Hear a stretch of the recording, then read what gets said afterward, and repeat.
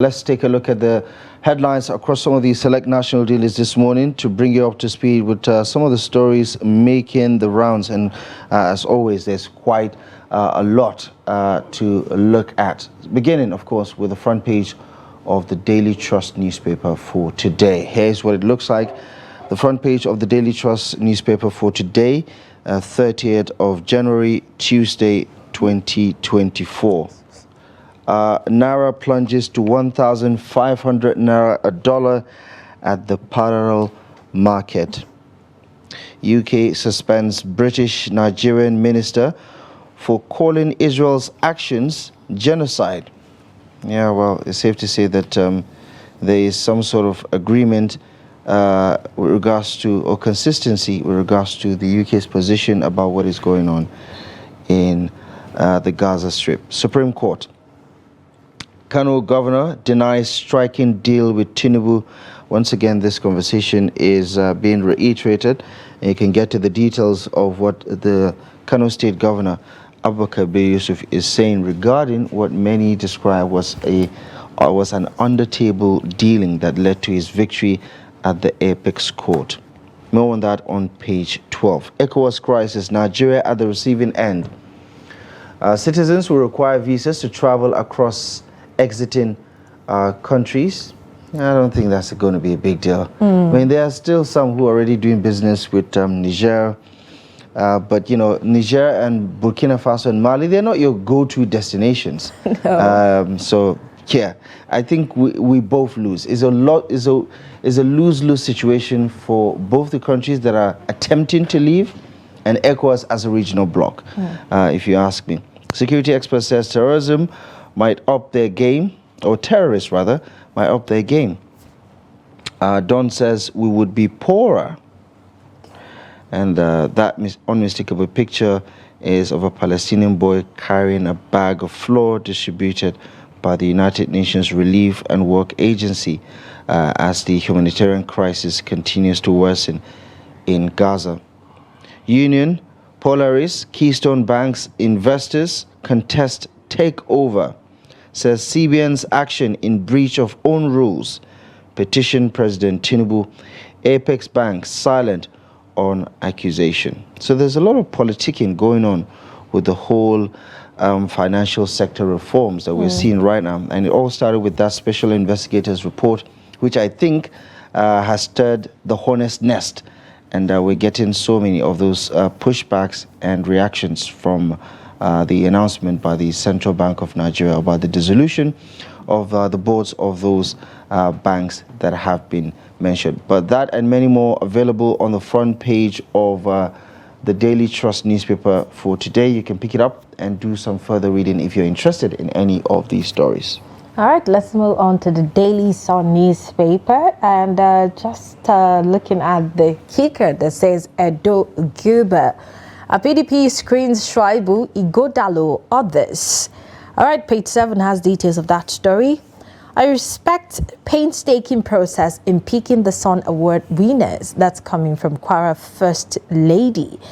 It's that on the front page. Page 6 has details. And student abroad groan as Forex rate rises to 1,420 Naira per dollar. And pound sterling rate hits 1,775 Naira. And the second rider says CBN releases additional $500 million to settle Forex liabilities. And in the parallel market now, I think news that we're getting now, dollar is about 1,500 Naira. I just want to get I've never seen a currency, a reserve currency, become more important than the local currency in any economy. Like the dollar is having this unusual, unprecedented impact on the local economy. It's taking never a seen toll it. Never seen it. And there's no explanation that can actually make sense. I mean, it just doesn't make any sense. I need a phone. I can't buy a phone because dollar is just so high. Even the people who are having to get to purchase this phone for you will tell you that I think, madam, you just pipe low for some time until we monitor what's going on. And it's really ridiculous. Sad. It's ridiculous, really. You don't have to be an economist to know that this is not right. No, this is not. Page 2 has details of that. And below that, we have NAVJET kills a kidnap syndicate in Kaduna. Page 4 has details of that victory there. New minimum wage. Federal government to inaugurate 37-man tripartite committee. Page 27 has details. And just by the left-hand side of the paper, we have gunmen killed 2 police officers and 2 others in Imo. Very sad development. Page 4. And on Ibadan explosion, Makinde accuses Atiku of not identifying with Oyo people. That, to me, is one of those below-the-belt punches. It was needless. And he said Obi visit and commiserate with governor and victims. I think we should focus on the person who's paying the visit. So appreciate his visit. Exactly. I don't see any reason why Atiku was brought into the conversation. And you know, we all saw how they, in typical PDP fashion, were embarrassing themselves in the build-up to the elections. We both know that, Makinde threw his weight behind Bola Tinubu. So essentially working against Atiku. So, and this is about the people in Bodija, by the way. It's not anybody that comes to commiserate with the people of Oyo. It's commiserating with the people affected by it. So I don't think the governor should take any sort of public condolence personal. It's not about him. It's about the victims of Bodija explosion. It's just like you have a register and then you're sitting in front of your house waiting for who comes and who doesn't come. Yeah, but then again, I mean, Marja, if something personally happens to you, you suffer a loss, you should feel pained if I don't say something to you. But it's not about you. The explosion in Bodija is about Bodija and the people, the victims, the 5 persons that died, the ones who are recovering, the ones whose life have been upended. But I think the governor is taking it a lot more personal. All right, let's take a look at the few that we have. Court shifts Kanu's 50 million naira suit against federal government to April 27. And then, the shifting keeps happening. And then you're wondering, will he ever get out? Page 4 has details of that story. WAEC starts computer-based exam tomorrow. And tomorrow is the 31st of January. All right, page 18 has details of that. And that's some of the stories in front of the Sun newspaper, Daily Sun newspaper for this morning. The Guardian is up next, so let's take a look at it. The big story is talking about single-use plastics ban in Lagos. Businesses shop for alternatives, advocate incentivize recycling. I'm happy Lagos is taking the lead there because Lagos usually takes the lead in most areas. Now we're talking about single-use plastics. We talk about environmental degradation and all the impact it is having. Just last week, they took the decision on styrofoam, and which I think it's going to change the dynamics of the regular faji you experience in Lagos. I don't know how ceremonies are going to look like. Oh, I'm there. Yeah. So there's a breakdown there of an information about what it actually means. 2,423 people killed, 1,872 kidnapped in 8 months under Tinubu. That is just to put the stark picture of the critical situation regarding the security situation in the country. Nigeria, Ghana lead West Africa's identity fraud cases. In other news, on the front page of the Guardian newspaper, Ogun, from rising industrial hub to den of cultists and criminals. I think this is part of the editorial from the Guardian newspaper. It should make for an interesting read. If you're interested, take a look at that story on page 4. EFCC arraigns impeach Ogun speaker over alleged 2.5 billion naira fraud alongside 2 other career servants in the state assembly. Money supply grows by 50% in 12 months and compounds inflation. It's like we're just getting hit from different corners. You sort this one out, another one, it's a hider-headed kind of economic conundrum we're dealing with. Well, these are some of the stories you can follow on the pages of the Guardian newspaper for today. So before we start the analysis, let's take a final look at the Nation newspaper this morning. This is screaming loud and it's calling my attention. I have to start with the one at the right-hand side. It's talking about Yahya Bello to replace Ganduje posters flood Abuja. This is a man that just handed over power on Saturday. But you want to get an interesting read on that. Page 6 has details. Then the rumors have been simmering for a couple of weeks. You know, about Yavelo. But I wasn't expecting posters flooding the streets of Abuja yet. It's politicians. They like to, you know. I would like to see how that unfolds. On insecurity. He's looking for the next job, Mardia. I mean, if you're out of a job today, wouldn't you be looking for the next one? All right, so let's take a look at this one that has a kicker. Insecurity. State police call gets louder. All right, get details of that. And then Russia behind Niger, Burkina Faso and Mali ECOWAS create threat. Page 3 has details of that. Professor, it's not a threat.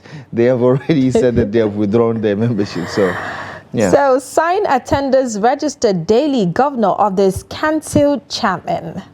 Page 29 there. I thought there's some sort of autonomy going on. So they come, they sign in, and then they go back home, or they stay and work? I think you just sign in and then you could go anywhere or stay and work, whichever one works for them anyway.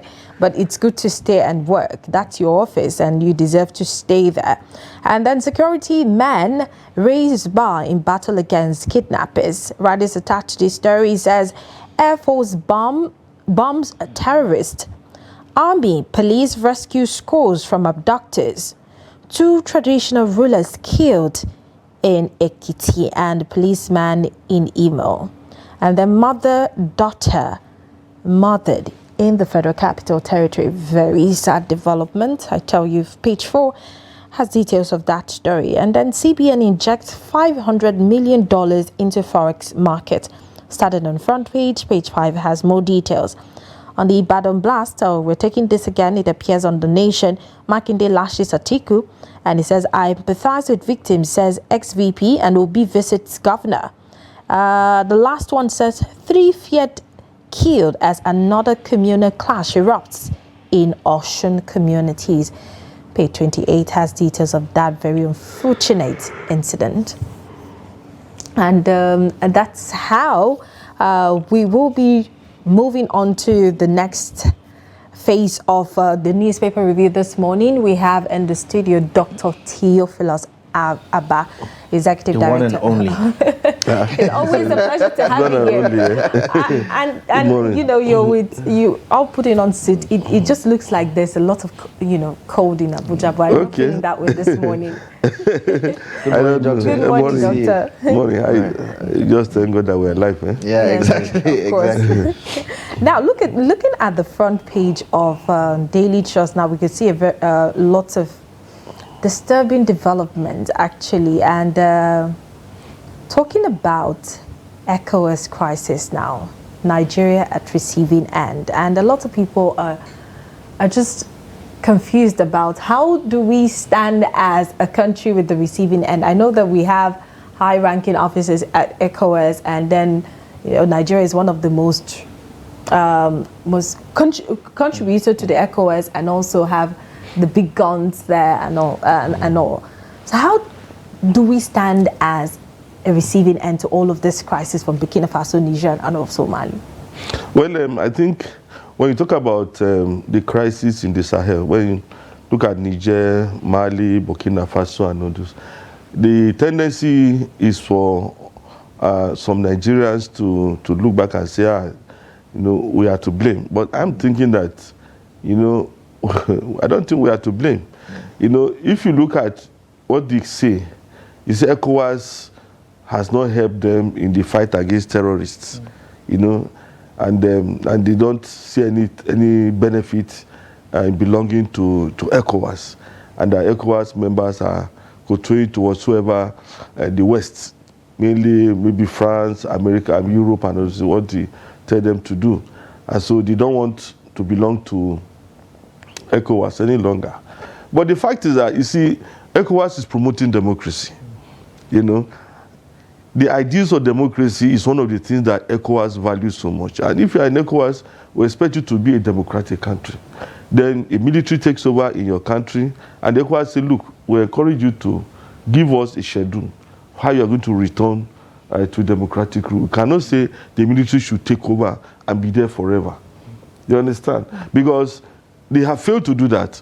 You know, you are supposed to tell us, okay, we agree, you had crisis, you had political issues, elections were not well conducted, the president misbehaved, and so, I mean, you are corrective agent, is that not? Okay, but, I mean, we cannot say, oh, you are the right kind of people who should lead your country, because your people should decide who should lead. So when are you going to, conduct another election? That is what ECOWAS is asking them. And then they say, oh, we don't want to belong to ECOWAS any longer. Now, you see, I want us to realize something. You know, there's a lot of sentiment, you know, when we discuss what has happened in Niger or Mali or Burkina Faso. A lot of sentiments attached to it. And I think it's because, you know, we have Nigerians who have their kinsmen in Niger Republic. You know, I don't think that as a country we should support the military regime. That is my own personal opinion. I don't think that, oh, because our brothers or sisters are in Niger Republic, as we should support a military government. You know, I think there should be a measure of humility among the military leaders. I say, look, we have done what ECOWAS does not value. Now, how do we do to make up? You are the one who should say, okay, ECOWAS, please, these are the things we want to do. But you are listening to Russia. I think Akiyemi said it in one of them. You are listening to Russia. Let me tell you, Russia is not the ideal. You know, it's not the ideal country that any African country should be, because of the kind of system that is run in Russia. Yeah. You know, but if we now have Russia as a system, as an ideal, as a model for Africa, you know, we have democratic leaders who are not doing the right thing. But if you now bring the autocracy that is in Russia into Africa, I would say that's how Africa should go. You know, I don't think that is the right thing. I think, you know, in part of the arguments in that letter of withdrawal in the communique that all these three countries signed, they were very clear about the neo-colonial tendencies and how ECOWAS itself is betraying the very objective that it was set up. And, you know, just a quick reminder, ECOWAS itself was largely formed by military heads back then in 75.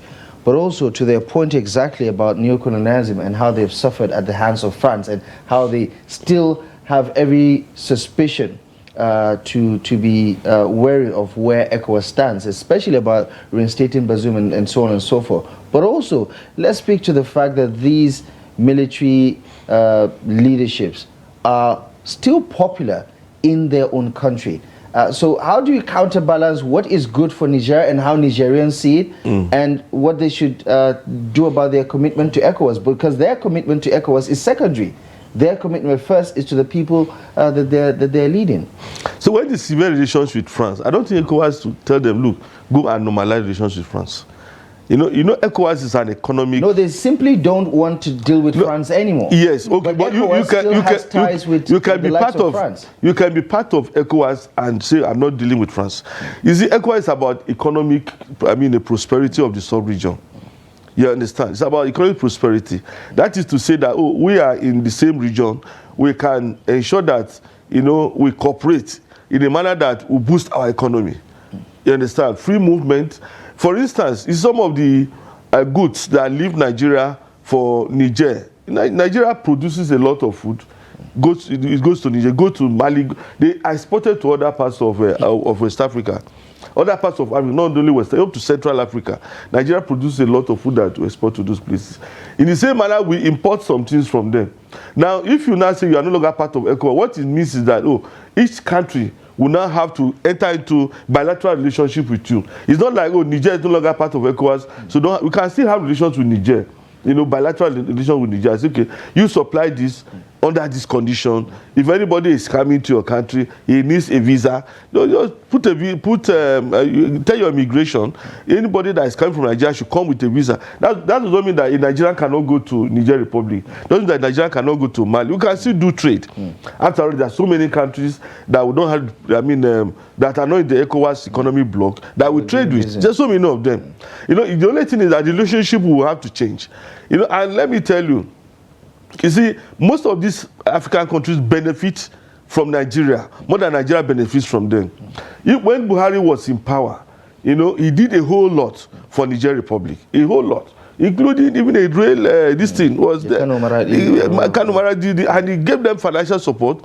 I mean, to some extent, we hear that even some of their military. But it's also in our interest if our neighbors are stable, isn't it? Yeah, it's in our interest if our neighbors are stable. But you see, but that does not mean that Nigeria cannot survive without Niger Republic. That impression is totally wrong. Nigeria can survive without Niger Republic, can survive without Chad, can survive without Mali, can survive without Burkina Faso. You know. You don't think they play any indirect role in ensuring stability here? Because we're not just Big Brother, we're the biggest economy on the continent. And any sort of instability across the region affects us, as we have seen with the Boko Haram insurgency, for instance. Well, the issue is this. Even when we talk about the Boko Haram insurgency, you know, Boko Haram was not only in Nigeria. You remember? We had Boko Haram in Cameroon. It started in Nigeria, but we have Boko Haram in Cameroon. We have Boko Haram in Niger. We have Boko Haram in Chad. You know, even up to Central African Republic, up to Mali, we had elements of Boko Haram in all those areas. So if we say, okay, we are even blocking our border, you know, and that is one of the things I've advocated over the years.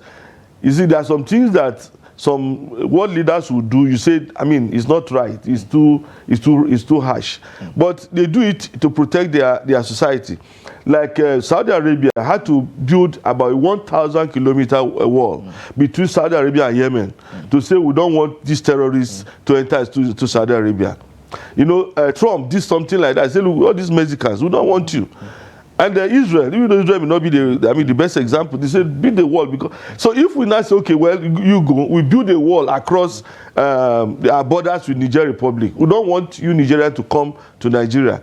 I don't think, it will reduce even the terrorists from entering into Nigeria. What I'm saying is this, is we want to have a stable Niger, a stable Burkina Faso, a stable Mali. We want to have all them stable. But then they should not be dictating to us.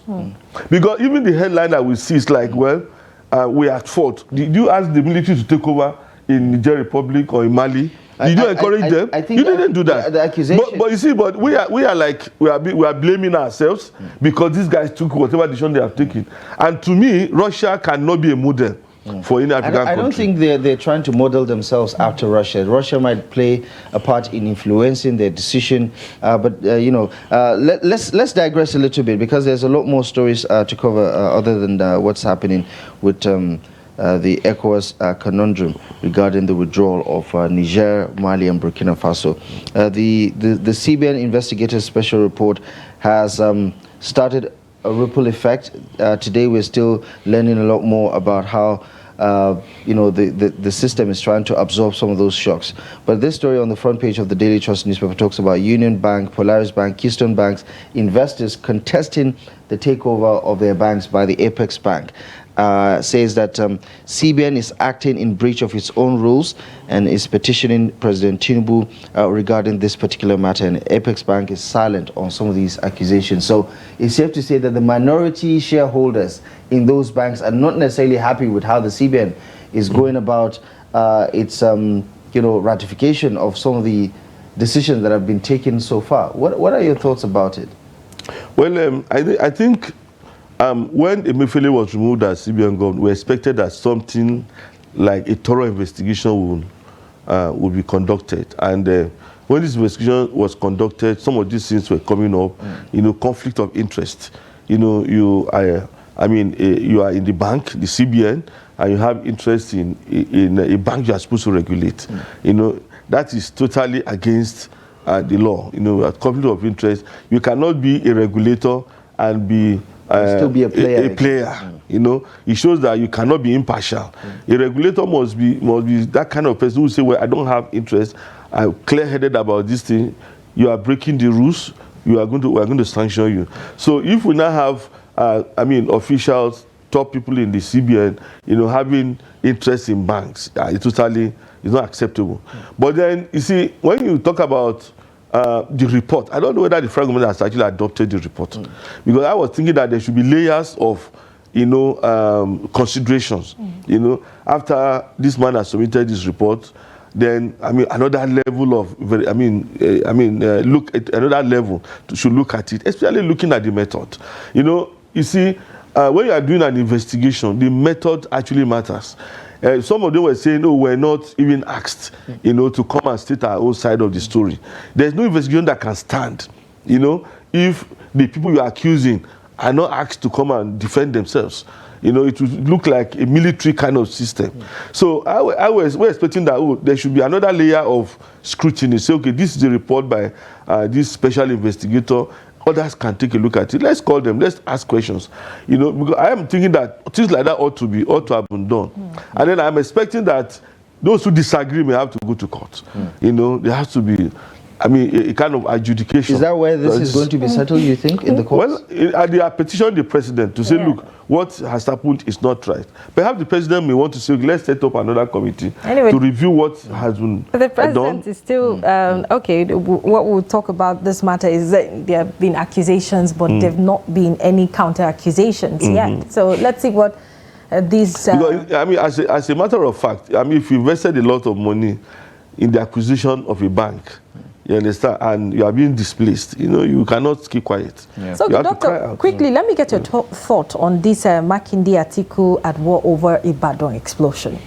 Trade of words there, knocking article down, Obi visit, and all of that. Let's have a take on that. Personally, I think it's un-African for you to say, okay, I lost so and so, and this person didn't come to condole me. I don't think it's the right thing to do, to expect people to come and condole with you over what has happened.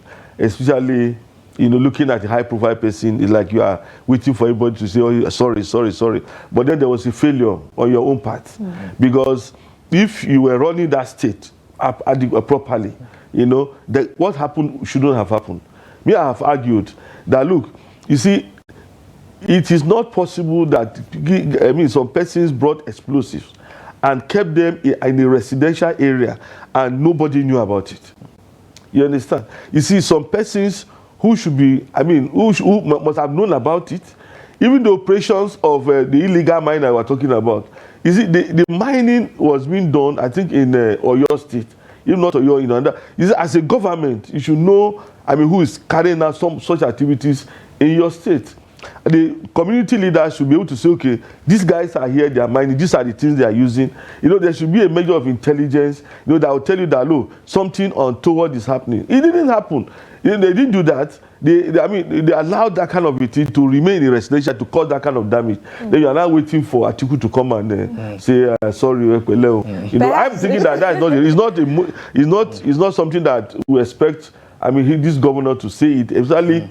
Even saying it to the point that it is on the pages of newspaper. Right. It's un-African to me. Okay, perhaps, maybe because they belong to the same political party, but, we don't know what goes in the minds of these people. I don't think the president visited Bodija also. He could actually call Atiku. Had called. He could actually call Atiku to say, Your Excellency, this thing happened, did not even come. And instead of making it a newspaper kind of a thing, you can just call Atiku and say, Excellency, we expected to have come now, at least everyone that is commiserating with us. People will be happy to see you around, blah, blah, blah, something like that. But not to start crying a lot. Atiku did not come to greet, as if Atiku was the one that put the explosives. He probably is still pained that he didn't support him during the presidential. But it was his choice. Yeah, most likely. It was his choice. Because politicians will always have a way of, oversimplifying some of those situations that are in the public domain. But we're going to have to leave it here for now, Doctor. As always, thank you very much for your invaluable veteran experience and analysis on this conversation. Thank you very much. And this is where we draw the anchor on, or rather, drop the anchor as far as today's show is concerned. Thank you most kindly for joining us. We do appreciate your time and company. A quick reminder, Daybreak returns tomorrow live at 8 a.m. Until then, it's goodbye from me, Abdullah Ahmed. Thank you for your time and good morning. And to get more on the thrills and spills and, of course, all of the actions at the African Cup of Nations and more, at the top of the hour, 360 Sports will be on your screen. Do not go anywhere. My name is Mardia Umar. Bye for now.